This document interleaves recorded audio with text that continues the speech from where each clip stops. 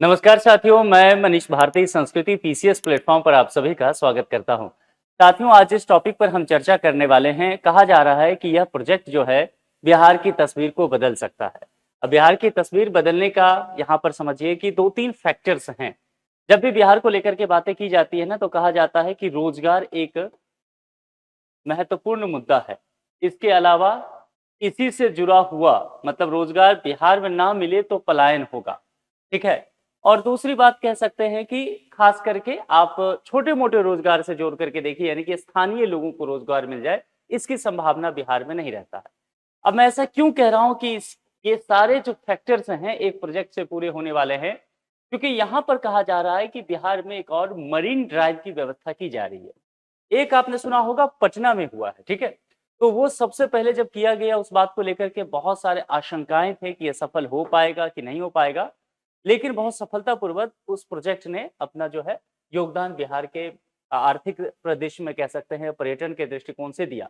अब सरकार उत्साहित है और इस बात को देखते हुए क्या किया गया है कि एक दूसरा मरीन ड्राइव व्यवस्था किया जाए, जो भागलपुर मुंगेर में होने वाला है, ठीक है? अब भागलपुर मुंगेर अगर आप बिहार के मैप को ध्यान कर पा रहे हैं तो दोनों नजदीक ही है, ठीक है। तो कुल मिलाकर के देखा जाएगा कि दो डिस्ट्रिक्ट को साधने की कोशिश की गई है। ये मरीन ड्राइव होगा और मरीन ड्राइव कहने का तात्पर्य आप समझ गए ना कि यहाँ पर रिवर है एक गंगा। तो बिहार के मैप अगर आपके ध्यान हो तो गंगा जो है बिहार के बीचों बीच प्रवाहित होती है और यहाँ पर देखा जाए तो मुंगेर और भागलपुर दोनों को छूते हुए जाती है। तकरीबन बिहार के जो 38 डिस्ट्रिक्ट है ना प्रशासनिक दृष्टिकोण से, इसमें से 12 डिस्ट्रिक्ट से गंगा होकर के गुजरती है, उसको टच करती है। इसीलिए गंगा को बिहार की जीवनदायिनी नदी भी कहते हैं और इसीलिए गंगा के इर्द गिर्द काफी संभावनाएं हैं कि यहाँ पर रोजगार मिल सकता है। एक संभावनाएं है कि भाई आज तक आप पारंपरिक तौर से खेती करते रहे, लेकिन मसला केवल खेती तक क्यों रहे, वहां रोजगार के अन्य साधन भी उपलब्ध कराए जा सकते हैं, पर्यटन बढ़ावा दिया जा सकता है। इन्हीं सब चीजों को देखते हुए पटना में किया गया। अब यहाँ पर ये दो डिस्ट्रिक्ट जो है यहाँ पर मरीन ड्राइव की व्यवस्था की जा रही है। ये मामला क्लियर सबसे पहले। अब यहाँ पर इसको भी इसीलिए कहा जा रहा है कि ये नया लाइफलाइन हो सकता है और जिसके अंतर्गत अगर आप देखेंगे तो तकरीबन 90 किलोमीटर लंबी महत्वाकांक्षी गंगा पथ परियोजना का ब्लूप्रिंट तैयार होने को है। तो जो लोग भी 72वीं बीपीएससी का आप प्रीलिम्स देने वाले हैं, आपके लिए एक प्रश्न बहुत इंपॉर्टेंट है, इसको ध्यान रखिएगा। यानी कि भागलपुर मुंगेर मरीन ड्राइव कितना किलोमीटर है? 90.08 किलोमीटर। मैं तो कहूंगा दशमलव के बाद 08 भी याद रखिए, क्योंकि बीपीएससी में ऐसे प्रश्न धड़ल्ले से पूछे जाते हैं, है ना। 4 विकल्प बना दिया जाएगा, 90.06, 90.05, 90 किलोमीटर, 90.08 किलोमीटर। तो वो भी एग्जैक्ट याद रहे तो ज्यादा अच्छा है, नहीं तो कम से कम 90 किलोमीटर तो आपको पता होना ही चाहिए।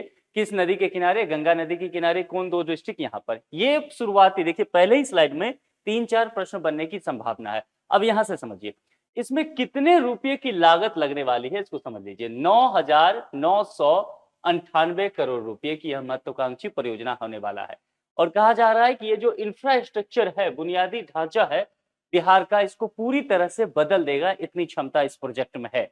तो पैसे की लागत हम समझ गए, लंबाई भी हम समझ गए थे कितने किलोमीटर होने वाला है। प्रोजेक्ट का दायरा क्या होने वाला है? मुंगेर से सबौर। ये सबौर कहां पर है? भागलपुर में पड़ता है।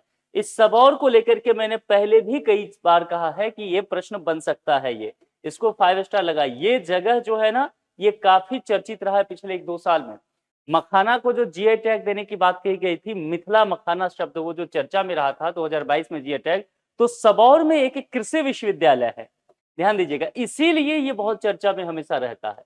ये कृषि विश्वविद्यालय जो है, यही देखेंगे मखाना वगैरह को जीआई टैग देने का या मखाना के बीज को लेकर के बाकी राज्यों तक पहुंचाने की व्यवस्था इसके द्वारा किया जा रहा है और ये लगातार चर्चा में रह रहा है। भागलपुर का एक महत्वपूर्ण जगह ये पड़ जाता है, ठीक है। तो सबौर किस जगह पर पड़ा? अगर आपको पूछा जाए सबौर कहाँ स्थित है, किस डिस्ट्रिक्ट में, तो भागलपुर में। ये ध्यान रखिएगा, ये 2-3 चीजें आपको पता होना चाहिए। अब सबसे महत्वपूर्ण एक बात और, नोडल एजेंसी अगर आप पीवाईक्यू बीपीएससी का देखेंगे तो अक्सर पूछा जाता है कि किसी भी परियोजना का या कोई भी स्कीम चल रहा है उसका नोडल एजेंसी कौन है। अब देखिए, अगर मिनिस्ट्री के द्वारा किया जाता है तो उसमें भी कई बार नोडल एजेंसी के जगह पर शब्द प्रयोग कर लेगा कि किस मंत्रालय के अंतर्गत कार्य चल रहा है। लेकिन आजकल पिछले 3-4 साल के प्रश्नों का अगर एनालिसिस करेंगे, चाहे आप यूपीएससी का कीजिए या विभिन्न पीसीएस का और बीपीएससी का भी देखिए, तो क्या किया गया है कि विभाग और मंत्रालय शब्द अब नहीं पूछे जाते, जनरली नहीं। प्रश्न में रहता है नोडल एजेंसी कौन है, वही बात हुआ, बस थोड़ा सा शब्द को घुमा दिया तो परेशान नहीं होना। तो इसका जो नोडल एजेंसी है, कहने का तात्पर्य ये जो प्रोजेक्ट है, इस प्रोजेक्ट को कराने की जिम्मेदारी किस संस्था को दी गई है, तो उसका नाम है Bihar state road development corporation limited, short में कहेंगे BSRDCL। ये ध्यान रखिएगा, शॉर्ट फॉर्म भी ध्यान रखना है और ये नाम भी ध्यान रखना है, ये आपके काम की चीज है। ठीक है, तो इस स्लाइड का भी स्क्रीनशॉट ले लीजिए, यह महत्वपूर्ण है। करंट अफेयर्स को ना ऐसे जोड़ते चलिए। अब देखिए, नदी की चर्चा हमने किया, यहां लिख दिया है गंगा के किनारे अबाधित कनेक्टिविटी और पर्यटन अर्थव्यवस्था। तो दो चीजों पर आप देखिए, शब्द में यहां पर आपको दे दिया है। पहला क्या है, कनेक्टिविटी की चर्चा कर दिया है ना। कनेक्टिविटी कहने का तात्पर्य है कि ट्रांसपोर्टेशन बहुत बेहतर हो जाएगा, इस एक डिस्ट्रिक्ट से दूसरे डिस्ट्रिक्ट तक जाना बहुत आसान हो जाएगा, तेज रफ्तार में लोग जा सकते हैं, ये सारी चीजें। दूसरी बात क्या है, अर्थव्यवस्था की तो बात की गई है, लेकिन किस तरह की अर्थव्यवस्था की बात की गई है, टूरिज्म सेक्टर की, पर्यटन का। देखिए, हमेशा ही बिहार को लेकर के ये कहा जाता है कि बिहार में पर्यटन की असीम संभावनाएं हैं, और बिहार के राजस्व में जो रेवेन्यू कलेक्ट होने की बात की जा रही है, इसमें अगर पर्यटन का योगदान दिया जाए तो रेवेन्यू कलेक्शन बढ़ सकता है बिहार सरकार का। तो कुल मिलाकर के आप पहले ही शब्द में देखेंगे तो पर्यटन और कनेक्टिविटी दोनों को लेकर के बातें की गई है। अब जरा यहाँ पर कनेक्टिविटी को देकर के देखते हैं। जैसा मैंने कहा कि तेज और सुगम यातायात तो कहां पर, गंगा किनारे। तो इसीलिए यहां पर देखेंगे मुंगेर से भागलपुर सबौर तक, भागलपुर और मुंगेर शहरों के बीच की दूरी और यात्रा का जो समय लगता है उसमें बहुत कमी आएगा। इसके अलावा पर्यटन, देखिए जब यहाँ पर बात किया जाए पर्यटन को भी ना दो नजरिए से देखने की कोशिश कीजिए। एक तो पर्यटन हो गया कि भाई आप घूमने फिरने कहीं पर जाते हैं ना, जैसे आप राजगीर घूमने के लिए गए, जंगल सफारी घूमने के लिए गए, है ना, वाल्मीकि टाइगर रिजर्व चले गए। लेकिन दूसरी तरफ अगर आप देखेंगे तो जो धार्मिक पर्यटन है यह बहुत महत्वपूर्ण है। और चाहे आप उत्तर प्रदेश की देखेंगे, बिहार में देखेंगे, ये 2-3 राज्य ऐसे हैं जहां पर धार्मिक पर्यटन की असीम संभावनाएं बताई जाती है। और इसीलिए लगातार केंद्र सरकार भी और इन राज्यों के जो राज्य सरकार भी वो लगातार ध्यान दे रही है। तो देखिए, पर्यटन में भी धार्मिक पर्यटन से जोड़ करके इसको देखा जा रहा है। गंगा का किनारा है मुंगेर, मुंगेर को योग नगरी कहा जाता है ना, अंगराज वहीं पर हुए, महाभारत काल से ये जगह जुड़ा हुआ पड़ता है। इसके अलावा भागलपुर ऐतिहासिक जगह एक रहा है। तो और खास करके सुल्तानगंज आप जानते होंगे, तो यह वो एरिया है जहां बाबा धाम जाते हैं, जिसको कहा जाता है देवघर। ये भी ध्यान रखिएगा, देवघर भी चूंकि वहीं से चर्चा में आ जाएगा, इसी को वहां पर बिहार के लोग बाबा धाम कहते हैं। ये कहां पर पड़ता है साथियों, ये झारखंड में है, ये मिथिला का हिस्सा ही। लेकिन 2000 ईस्वी में जब बिहार से झारखंड अलग हुआ तो मिथिला का 6 डिस्ट्रिक्ट झारखंड के हिस्से में चला गया, जिसमें एक डिस्ट्रिक्ट देवघर भी है, जिसको बाबा धाम कहा जाता है। यहाँ पर बहुत एक पवित्र लिंग की स्थापना है महादेव की। तो लोग यहाँ पर धार्मिक पर्यटन के वजह से जाते हैं। लेकिन यहाँ जाने का आप गेटवे जो कह सकते हैं वो भागलपुर ही, भागलपुर में पड़ता है सुल्तानगंज, लोग वहां तक जाते हैं, वहां से गंगा का जल लेते हैं और फिर कांवड़ यात्रा शुरू होती है। इसीलिए इस जगह का महत्व तो काफी बढ़ जाता है। ठीक है, तो यहाँ पर सुल्तानगंज में है अजगीबी नाथ धाम। ठीक है, तो ये ध्यान रखिएगा, ये धाम से भी प्रश्न पूछा जा सकता है। और कहा जा रहा है कि अगर इसका विस्तार किया जाए तो निश्चित तौर पर पर्यटन को कहीं ना कहीं बहुत बढ़ावा मिलता हुआ नजर आएगा। तो ये सारी चीजें क्लियर हो रहा है ना आपको, कि देखिए बहुत सारे प्रश्न यहां से बनते हुए दिखेंगे। अब ये जो तकरीबन 90 किलोमीटर का सफर होने वाला है मुंगेर से लेकर के सबौर भागलपुर तक, उसका यहाँ पर आप देख लीजिए कि मुंगेर के हेरू दियारा से ये शुरू होगा। तो यह भी ध्यान रखिएगा, इस प्रोजेक्ट को यहाँ से शुरू किया जाएगा और यहाँ से आगे बढ़ते हुए अजगैबीनाथ धाम जो कि सुल्तानगंज को लेकर के मैंने बताया, और ये आगे चलते हुए भागलपुर शहर और फिर उससे आगे निकलते हुए सबौर तक पहुंचेगा। तो कुल मिलाकर के ये 4 जगह, जिसमें से एक तो 2 तो डिस्ट्रिक्ट हो गया, भागलपुर शहर और ये मुंगेर, मुंगेर का ये जगह, और ये 2 प्रमुख केंद्र इसका, ये थोड़ा आप ध्यान रखिएगा। और देखिए तो गंगा नदी का प्रवाह जो है ये किनारे किनारे से होता हुआ आपको दिखेगा। गंगा की अविरल धारा जो है यहां से बहती हुई नजर आएगी। तो मरीन ड्राइव उसी के अकॉर्डिंग यहां पर बनाया जाएगा। ये चीज क्लियर हो गया। चलिए, रणनीतिक निर्माण के लिए परियोजनाओं को कहा गया है कि 2 मुख्य चरणों में पूरा किया जाएगा, यानी कि फेज 1 फेज 2 में। तो पहला चरण जो है उसमें मुंगेर का जो हमने अभी चर्चा किया हेरू दियारा, वहां से लेकर के सुल्तानगंज, और सुल्तानगंज में अजगैबीनाथ धाम को जहां पर हमने कहा कि जल भरने के बाद कांवड़ यात्रा शुरू होती है वहां से, तो यह जो है कुल मिलाकर के 42 किलोमीटर का है। तो फर्स्ट फेज में, और इसके लिए जो पैसा लगेगा वो 5,119 करोड़ है, ये फर्स्ट फेज में होगा। और सुल्तानगंज इसका क्या हो रहा है, मिड पॉइंट हो रहा है।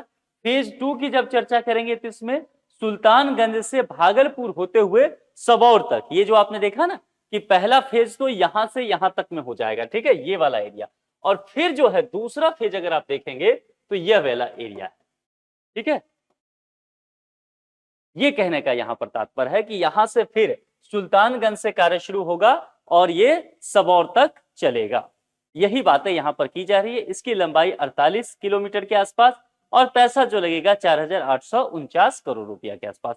तो कुल मिलाकर के ये दोनों चीजें आप समझ गए ना। अब देखिए, जमीन और आसमान से भी प्री कंस्ट्रक्शन की सरगर्मियां शुरू भी हुई है। अब यहां पर क्या कहने का तात्पर्य है, पहली बात क्या है, जमीन से, और दूसरा आसमान से। कहने का तात्पर्य इस दोनों चीजों को बताने का मंशा यह है कि सर्वे का काम शुरू हो गया है। आजकल सर्वे का काम ड्रोन वगैरह से होता है, किसी भी जगह को अगर सही से बनाना हो, चित्र लेना हो, तो ये सारे काम कराए जाते हैं। तो ये शुरू हुआ है। और प्री कंस्ट्रक्शन, कंस्ट्रक्शन का कार्य क्या हुआ कि निर्माण के कार्य शुरू हो जाना, जमीन पर चीजें दिखते लग जाना। लेकिन कंस्ट्रक्शन से पहले क्या होता है, प्री कंस्ट्रक्शन। प्री कंस्ट्रक्शन कहने का तात्पर्य है कि सबसे पहले आप ब्लूप्रिंट तो तैयार करोगे, आप ये तो देखोगे कितना पैसा उसमें लगेगा, आप ये तो देखोगे कि मटेरियल कहाँ से आएगा, बालू कहाँ से, गिट्टी, ईंट कहाँ, जो भी चीजें उसमें आप समझ सकते हैं, मजदूर की व्यवस्था है ना, डिजाइनिंग को लेकर के कुछ लोग विस्थापित हो सकते हैं, आप वन भी कुछ काटोगे तो एनओसी कैसे उस वन का सब मिलेगा, ये सारे कागजात वगैरह का जो सब काम होता है, मतलब कंस्ट्रक्शन आप कह सकते हैं जो शिलान्यास, तो उससे पहले की जितनी कवायदे हैं उसे प्री कंस्ट्रक्शन कहा जाएगा। और पूरे प्रक्रिया, बनने की प्रक्रिया जो है वो कंस्ट्रक्शन का काम हो गया। उसके बाद पोस्ट कंस्ट्रक्शन होता है। पोस्ट कंस्ट्रक्शन कहने का मतलब जैसे कोई मंत्री जी जाते हैं ना, उद्घाटन करते हैं, उसमें बहुत कागज पत्र का काम होता है, फिर यातायात शुरू किया जाता है, तो ये सब फिर आगे बढ़ जाता है। तो यहाँ पर कहा गया है कि भाई सर्वे वगैरह का काम जो है शुरू हो रहा है, जमीन से और ग्राउंड से भी और आसमान से भी देखेंगे तो देखा जा रहा है कि कहाँ कहाँ किस तरह की व्यवस्था है। दोनों काम यहाँ पर ये सारे असाइनमेंट किए जा रहे हैं। तो कागज से कंक्रीट तक पहुंचने के लिए BSRDCL का जो एक प्रशासनिक रोड मैप है उसको लेकर के बात की जा रही है। पहला क्या है कदम, पहला है विद वैलिडिटी, कहने का मतलब एजेंसी के पास जो है 180 दिन का समय है। इसी समय के दौरान फाइनेंशियल असेसमेंट की रिपोर्ट सौंपनी पड़ेगी इस कंपनी को, है ना, कि आप कितना आपको लगता है अनुमानित लागत वगैरह हो सकता है। दूसरा कदम क्या है, फाइनेंशियल क्लोजिंग होगा, प्रोजेक्ट के लिए फंडिंग फिर सुनिश्चित कर दी जाएगी कि कैसे कैसे कहां कहां खर्च होगा। तीसरा कदम क्या है, आवश्यक एनओसी, ये सबसे महत्वपूर्ण काम होता है। क्योंकि यहाँ पर समझिए, यहाँ पर एक डिपार्टमेंट आता है फॉरेस्ट डिपार्टमेंट, है ना। जब आप कोई इंफ्रास्ट्रक्चर का काम करते हो तो आप वनों की कटाई करते हो। जो बुलेट ट्रेन वाला प्रोजेक्ट है ना, हालांकि उसमें कोरोना की वजह से भी कुछ देरी आया, लेकिन एक बहुत बड़ी वजह है ये एनओसी वगैरह भी रहा उसमें। ऐसे भी यहाँ पर कहा जा रहा है। तो जो फॉरेस्ट क्लियरेंस है साथियों, ये मिलना बहुत कठिन होता है किसी भी एजेंसी को, ठीक है, क्योंकि पर्यावरण का कहीं ना कहीं असर पड़ता है। तो पर्यावरण को ध्यान में रखते हुए काम किया जाए, तभी तो आप कह सकते हैं कि सतत विकास होगा, संधारणीय विकास की अवधारणा तभी पुष्ट होगा। आप पर्यावरण को क्षति करके विकास की बात नहीं कर सकते, दोनों को साथ साथ संतुलन के साथ चलना पड़ेगा। तो यही बातें यहाँ पर कही जा रही है। इसके लिए क्या लेना पड़ेगा, आपको एनओसीज विभिन्न डिपार्टमेंट से लेना पड़ेगा। तो ये काम यहाँ पर है, अनापत्ति प्रमाण पत्र, ये थर्ड फेज पर, ये देख जैसे ही हो जाता है ना, बस काम तुरंत शुरू होता है। फिर चौथा जो है वह अपॉइंटमेंट डेट वगैरह के निर्धारण के लिए मरीन ड्राइव का मुख्य निर्माण कार्य जो है आधिकारिक तौर पर यहाँ शुरू किया जाएगा। तो फिर ये काम आराम से शुरू हो जाता है। मुख्य यहाँ पर है, ठीक है, ये भी कागजी काम है, कागजी काम जल्दी हो जाएगा, लेकिन यहाँ पर फिर डिपार्टमेंट वगैरह से बातें की जाएगी आजकल। लेकिन ध्यान रखिए कि किया गया कि सिंगल विंडो क्लियरेंस वगैरह की व्यवस्था की गई है, विभिन्न डिपार्टमेंट मंत्रालय के बीच समन्वय बढ़ाने की व्यवस्था की गई है। तो कुल मिला के थोड़ा समय कम यहाँ पर लगता है, ठीक है। तो यहाँ पर कहा गया कि फाइनेंशियल क्लोजिंग रिपोर्ट आने के बाद जो है वह जल्द से जल्द कोशिश किया जाएगा कि निर्माण कार्य शुरू करा दिया जाए। तो मुंगेर और भागलपुर के लिए आर्थिक प्रगति का एक नया अध्याय शुरू होने वाला है और बिहार के लिए कहा जाए कि निश्चित तौर पर सुनहरा भविष्य दिखाई दे रहा है, क्योंकि यहाँ से एक नई रफ्तार देखने को मिलेगा। तो कुल मिलाकर के ये उम्मीद किया जा रहा है कि यहाँ से हजारों रोजगार उत्पन्न होंगे, इसके वजह से पलायन रुकेगा। स्थानीय लोगों को यहाँ पर जब मरीन ड्राइव बनेगा, खास करके तकरीबन देखा जाए 90 किलोमीटर के आसपास के एरिया में, तो इस एरिया में जो रहने वाले लोग हैं और इसके इर्द गिर्द के 50-100 गांव के जो लोग हैं, उन सबको यहाँ पर रोजगार मिलता हुआ नजर आएगा। तो बिहार से एक जो पलायन की समस्या है उस पर भी कहीं ना कहीं लगाम लगता हुआ दिखेगा और सरकार की राजस्व जो खजाना है उसमें भी वृद्धि होगा। बाकी आप लोग के जो विचार हैं वो कमेंट बॉक्स में लिखिए। यहाँ पर एक सूचना है आपके लिए, संस्कृति आईएएस का इंग्लिश मीडियम का देखेंगे एनसीईआरटी फाउंडेशन कोर्स शुरू होने वाला है। वह 1 मई 2026 से 200 घंटे का लाइव क्लासेस होगा। यहाँ पर 60 से अधिक जो है पावर टेस्ट होने वाले हैं। सबसे महत्वपूर्ण बात क्या है, कोर्स के फी 10,000 अभी नहीं, केवल 1 रुपया आपके लिए होने वाला है। कोर्स का फी केवल 1 रुपया, यानी कि कह सकते हैं टोकन मनी केवल आपके लिए, है ना, निःशुल्क मान के चलिए आप। तो कुल मिलाकर के इन सब चीजों का लाभ लेने के लिए कॉन्टैक्ट नंबर और संस्कृति आईएएस का यहाँ पर आपको वेबसाइट का डिटेल दिया गया है। ध्यान रखिएगा, जब तक आपका एनसीईआरटी स्ट्रांग नहीं होता है ना, फाउंडेशन स्ट्रांग नहीं होगा, तब तक ये कहना मुश्किल हो जाएगा कि आपकी सफलता की गारंटी है या नहीं है। तो बेहतर क्या है कि एनसीईआरटी को कुछ समय दे करके अपने फाउंडेशन को स्ट्रांग कीजिए और फिर उसके बाद जब आप आगे पढ़ाई करेंगे तो कहते हैं ना कि अगर आपकी नींव मजबूत है तो इमारत मजबूत ही होती है। तो इसीलिए जल्द से जल्द इसका लाभ उठा लीजिए। आज के लिए इतना है। जुड़ने के लिए आप सभी का बहुत बहुत शुक्रिया। Thank you so much.